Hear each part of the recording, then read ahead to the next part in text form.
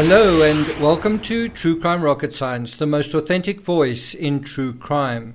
In this episode, we look at the emotional battle Suzanne Morphew fought in terms of her cancer. We're going to go through other stories from some of the True Crime Rocket Science community on Patreon. We're going to share some of what they've experienced. There wasn't a murder, but there was certainly cancer and then divorce and all of the emotional ennui following something that is pretty traumatic. So all of this provides us with an intertextual glimpse into what Suzanne experienced. We're trying to fathom what she went through, what was going on in the dynamics. If you've had cancer, then you probably have quite a strong sense of it. If you haven't, you probably wouldn't know. I'm a little bit disappointed by the relative lack of interest in the video that I did on cancer, just because I think it's an important part of Suzanne's story. So if you haven't seen it, go and have a look at it. It does deal to some extent with the financial side of things, which may or not be relevant. But I certainly think the one thing that it definitely did trigger was anxiety, tension, emotions. It would just basically up the ante for whatever the dynamics were there already. And you're going to see that in these two narratives that I'm going to share with you. Two quick points I want to make is it's interesting that the crime sort of plays out near a place called Maysville, given the significance of the month of May. Suzanne disappeared in May. Barry's father died in May. It was Mother's Day in May. Just keep your ears open and your eyes open for things that happen in the month of May in the history surrounding these characters. There really is quite a lot. May was also the month that Suzanne put something on Facebook to say that they were listing their property for sale. So May was really the month that they also decided to leave their former life in Arcadia. And Arcadia is quite an interesting concept in itself. The word itself means utopia. And so the one utopia seemed to sort of be fading.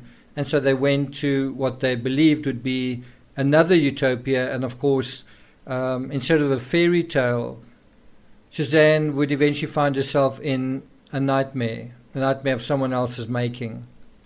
So let's start with the first narrative. This is from someone on Patreon that shared her story. It was really unsolicited. I'm not going to mention her name, but thank you very much for sharing it here. And this is a quote from this particular person. She writes, "I've gone through the process of divorcing after cancer and had a lot of counseling before and after. Everyone's experience is different, but I've been thinking about Suzanne and wondering if there were similarities. I had and still have chronic myeloid leukemia. When you're going through cancer or starting on chemo, every day is life and death. Trying to eat well, exercising gently, resting, remembering to take the medication, etc. There isn't time to think about whether or not your relationship is working. It's not the time to think about divorce or even further life aspirations. For me, it was only when my health returned and the chemo plan set my life back on a new normal that I could reflect with my counselor about how I felt. I felt that if I stayed with him, I would die alone. My family lived quite far away. I felt so terribly alone when I started feeling better because I hadn't felt supported. I didn't feel like he and I were in it together, and I felt like the grief of the cancer was all about him. When an argument came to a head and he delivered an ultimatum, do what I want or leave, I left. It was a shock to both of us, because I never thought I would ever leave. When I think about Suzanne, the kids were able to fly by themselves and were off to university. She was hopefully well enough to think about the type of life she wanted. She had just come into money. If she wasn't sinking the cash into their shared funds, I wonder if she was planning her exit, going along with the move to Colorado until she could execute her plan. but then Barry couldn't accept it and fixed the situation to suit him best, unfortunately resulting in her murder. The other thing I was thinking, after I started feeling better, I wanted to do things. I wanted to go to art galleries. I wanted to go to a jazz bar. I'd never been to one. I have an enthusiasm for life that was unequally yoked to my then husband. So it might not be all Barry wanting an exciting life, but the evolution in change of yoke between them.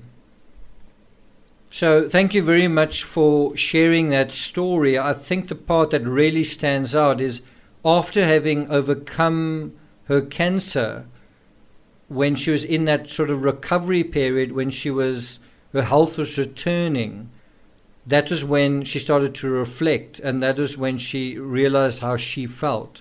When the strength was returning, the life was returning, she felt, this is the narrator that shared her story, she said, if I stayed with him, I would die alone. My family lived quite far away, and we know that to some extent Suzanne was pining for Indiana.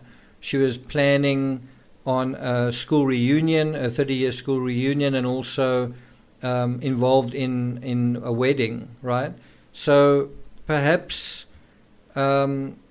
she realized to what extent she didn't feel supported. I think an important factor here that is perhaps different is the age and stage in their lives of Suzanne's daughters. I think she wanted to be there for them, and I think to some extent they wanted to be there for her. I do think it's kind of ironic that they weren't there on Mother's Day, and they were actually quite far away. They were in Idaho, and I have gone to the effort to identify which camp they were at in Idaho. But of course, Idaho is also the home to the Laurie Vallow case, and that story's got quite a strong cult/religious overtone kind of thing.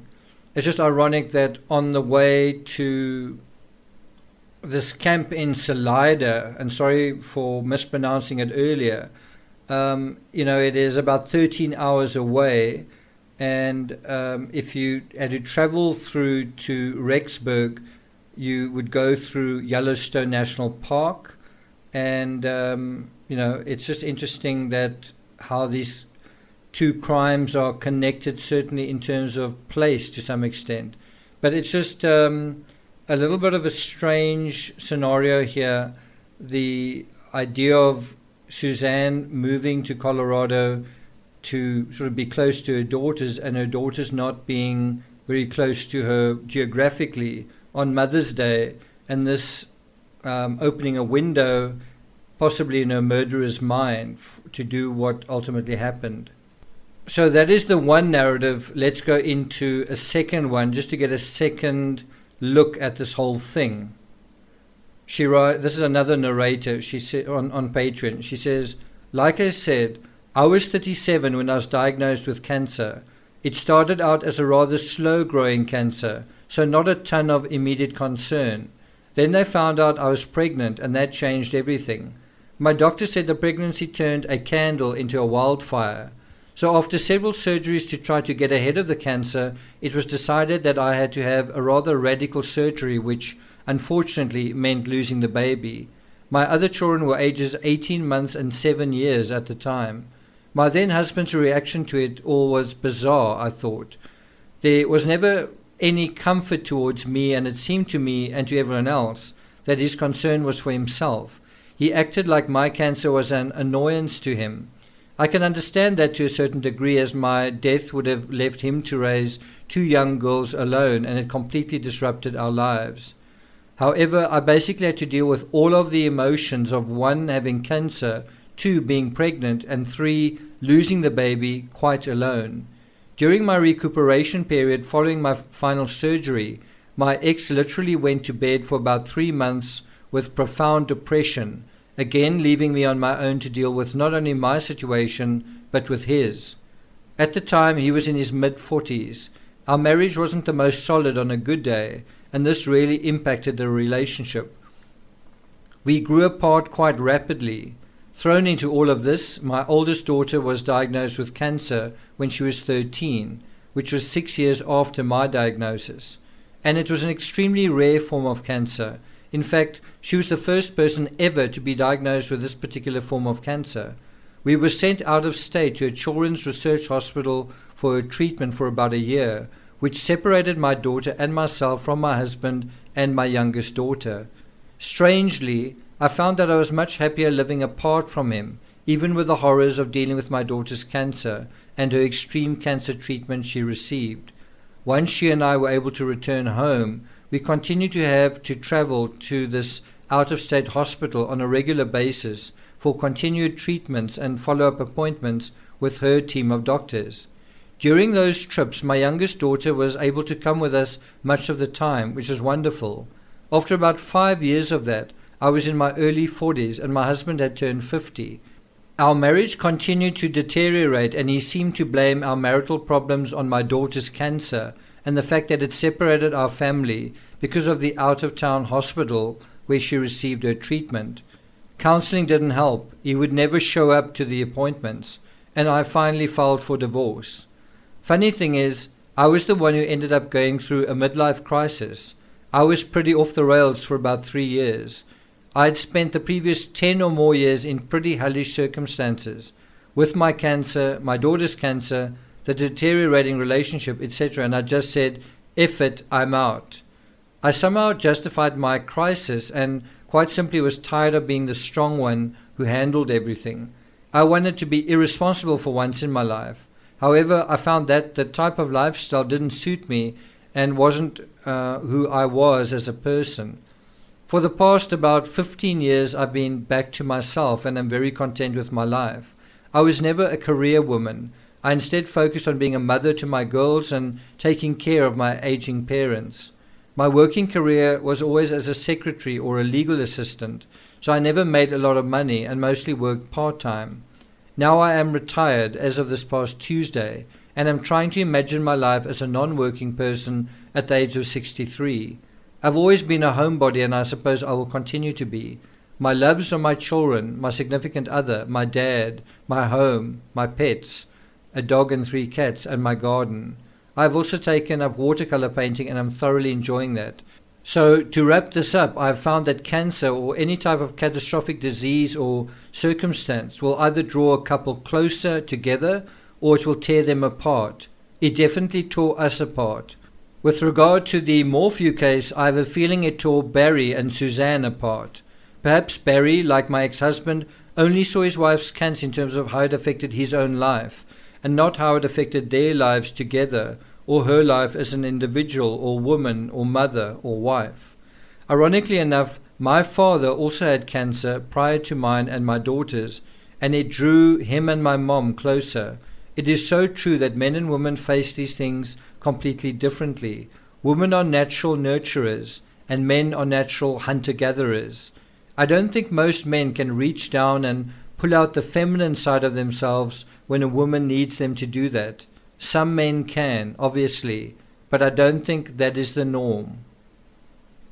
I think that is just an excellent personal narrative shared by someone on Patreon, and I think what she highlights there really emphasizes the disconnect, but in a very sort of subtle way that's in a way not subtle, and that is, can this very masculine man, this baseball hero, this baseball star, can he access the feminine side to him, the sensitive side, the nurturing side, when that is needed? And that is the question here.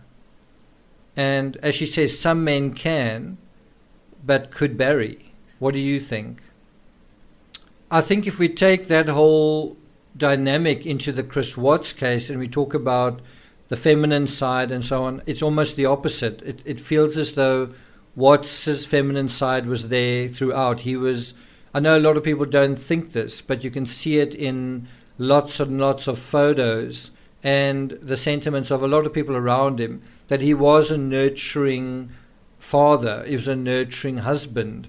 He was unusually nurturing in that respect, and one might say unusually feminine for a man. He was reserved. He was a good listener. Some people felt he was a considerate lover. Nicole Kessinger thought he was kind, and it just sounds like we're giving him a lot of compliments, but that was the one side to him. The other side to him, I guess, that wanted to come out was the masculine side, and when it did come out, it kind of came out in a pretty toxic way. It came out with, all the things that came with it. It came out with ego, with something that was ultimately monstrous. And so I think the question that some men might be asking themselves is, maybe the feminine side is nurturing, but what can a man do with his masculine side? In other words, besides all the typical stuff like hunting and the bravado and being protective and aggressive and whatever, what can a man do with his masculine side, right? And I think I've mentioned it in one of the words there, being protective. I think that is part of that, but it is a part that men aren't really very used to. Traditionally, masculine traits are considered to be strength, courage, independence, leadership, assertiveness. So when you have something like cancer, how do you show that? And of course, that is exactly the test for those traits. I mean, it's inner strength. It's the fortitude of the heart. It's the way to be a leader when your spouse is suffering. It is being assertive about, we're going to beat this. It is about remaining independent and not allowing a illness to debilitate you.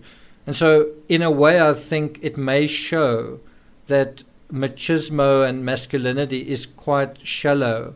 It is something that is a performance rather than something that is necessarily genuine. It may also be that men feel that all of these things need to be through their bodies. So it's physical strength, physical courage, physical leadership and assertiveness. But what about the other side? What about all of that in an emotional sense, in a kind of a spiritual sense as well, showing spiritual strength? I think a lot of the cancer battle probably has to do, in other words, in terms of how to fight it, how to endure it,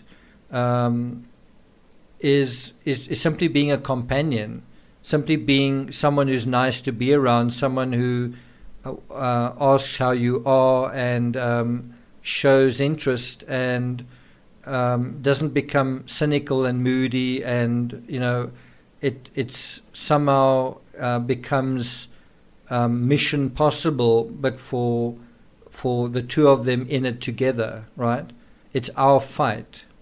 What I think is also relevant about the second narrative is it impacts the narrator at a relatively early age, 37, which is about a decade earlier than happened to Suzanne, but where there's a similarity is the sense of recurrence, where it's not just happening once to a person, it's happening twice, in her case to herself and to someone else.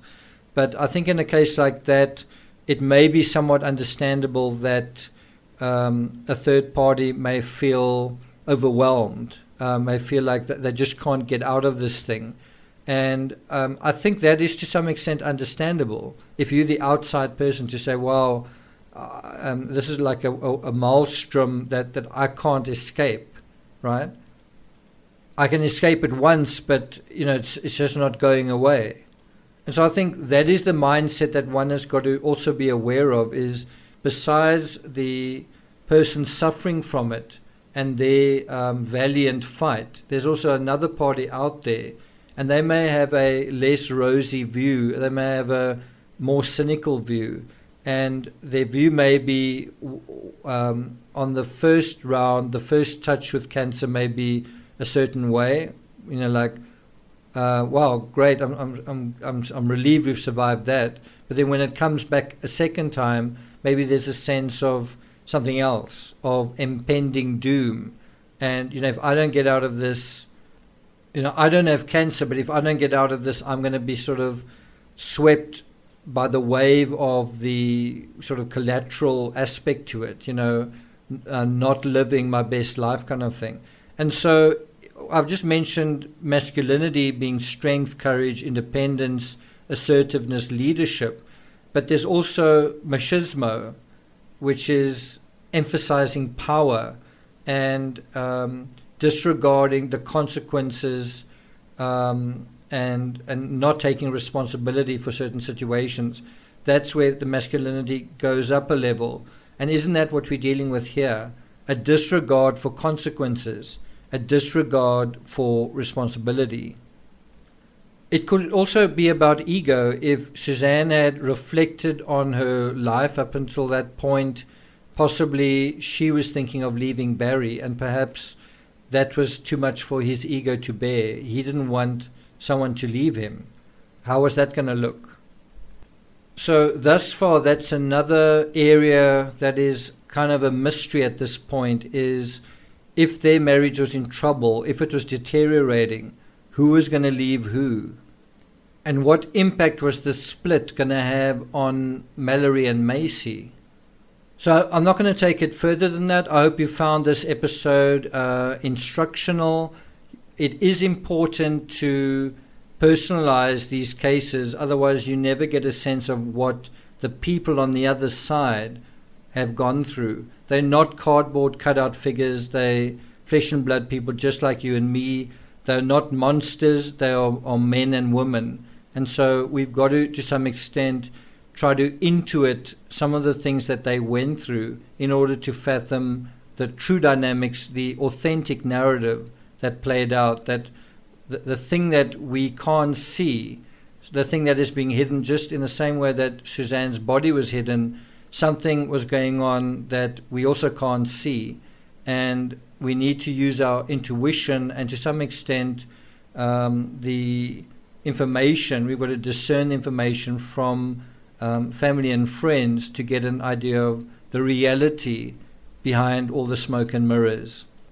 In the next episode, we're going to deal with Suzanne's father and also her mother, Adrian, and her marriage to Thomas Owen, and we're going to just go into that and see if we can find out a little bit more about who Suzanne was through her family, through her parents.